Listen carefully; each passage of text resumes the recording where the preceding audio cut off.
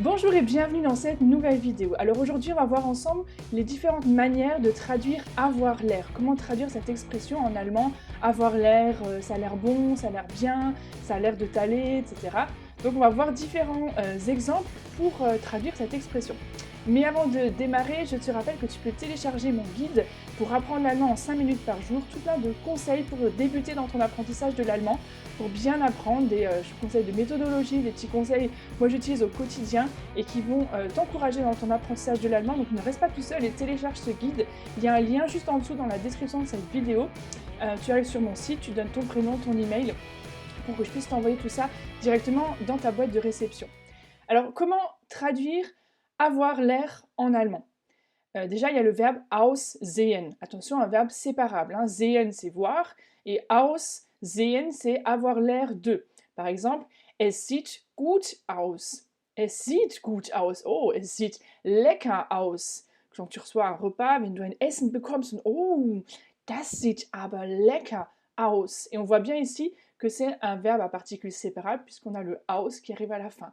Aussehen. Es sieht gut aus. Oder du siehst schön aus. Du siehst schön aus. Du siehst aber schön aus. Sie sehen glücklich aus. Sie sehen glücklich aus. Et donc si on met ça au passé, bien on a ce petit gai qui va s'intercaler dans les verbes à particules séparables, pardon, justement, et non pas inséparables. Si tu veux refaire le point là-dessus, j'ai fait une vidéo spéciale, je te la mets en lien là au-dessus, et donc tu pourras revoir les verbes à particules séparables ou inséparables. Donc au passé, ça serait Sie haben glücklich ausgesehen. Früher, jetzt nicht mehr. Ja? Also das ist die erste Möglichkeit, aussehen. Man kann auch sagen, aussehen wie, zum Beispiel, sie sieht wie ein Elefant aus. Wie ein Elefant, ja, sie sieht wie ein Elefant. Oder er sieht wie ein Mädchen aus. Das ist aber komisch. Attention, komisch, c'est pas comique, mais étrange. Er sieht wie ein Mädchen aus. Donc c'est suivi d'un nom, comme un éléphant, il a l'air d'une personne ou d'un nom, ça va être sieht wie plus un nom, plus ein Nomen. Oder man kann auch sagen, aussehen als oder aussehen als ob. Du siehst aus, als ob du krank wärst. Er sieht aus, als wärst du krank. Donc ces deux manières sont possibles, ils veulent dire la même chose, hein.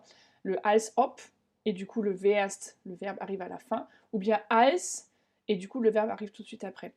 Du siehst aus, als ob du krank wärst. Oder du siehst aus, als wärst du krank. Ein anderer Satz. Es sieht aus, on dirait que, es sieht aus, als ob er uns vergessen hätte. Er kommt nicht, er ist nicht da. Es sieht aus, als ob er uns vergessen hätte. Donc c'est une supposition, on dirait que, et donc on a aussi ce hätte, ce subjonctif à la fin. Ensuite, il y a aussi le scheinen zu. Scheinen zu plus Infinitiv. Er scheint dich zu kennen. Er scheint dich zu kennen. Es sieht aus, als ob er dich kennt. Er scheint dich zu kennen. Oder sie scheinen zu schlafen. Ich weiß nicht, aber ich habe den Eindruck, dass sie schlafen. Sie scheinen zu schlafen. Donc voilà quelques petites manières de traduire l'expression avoir l'air de en allemand. J'espère que ces phrases t'ont aidé à mieux comprendre. Et bien sûr, maintenant, à toi de jouer. Poste-moi en commentaire de cette vidéo quelques phrases où toi aussi, tu essaies d'utiliser les expressions que je t'ai présentées dans cette vidéo. Je me réjouis de lire tes commentaires. Bis bald. Tschüss.